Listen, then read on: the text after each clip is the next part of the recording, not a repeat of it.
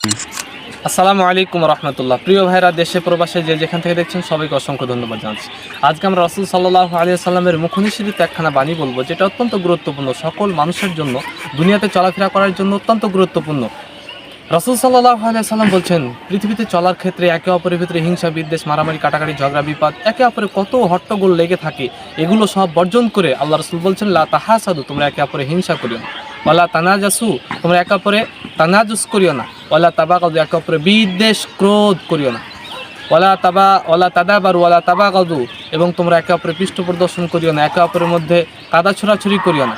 কোনো ইবাদাল্লাহি ওয়াহদা, তোমরা সকলে আল্লাহর জন্য ভাই ভাই হয়ে যাও।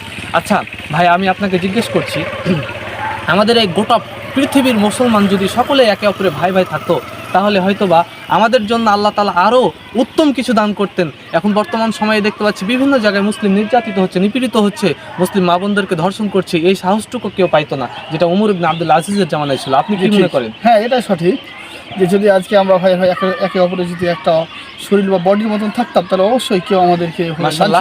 প্রিয় ভাইরা, আপনারা শুনলেন যে আমরা মুসলমান ভাইরা যদি একে অপরের বডির মতো থাকতাম, যে কথাটা রাসূল সাল্লাল্লাহু আলাইহি ওয়াসাল্লাম বলছেন। রাসূল সাল্লাল্লাহু আলাইহি ওয়াসাল্লাম বলছেন, একজন মুসলমান আরেকজন মুসলমানের শরীর তুল্য। সুতরাং আপনার শরীরে হাত রয়েছে, পা রয়েছে, আপনার যদি হাত জখম হয়ে যায়, আপনার সারা শরীর ব্যথা করে, ঠিক তেমনিভাবে কোনো মুসলমান কোনো জায়গায় যদি নির্যাতিত হয়, অপমানিত হয়, পুরো পৃথিবীর মুসলমানকে নির্যাতিত হওয়া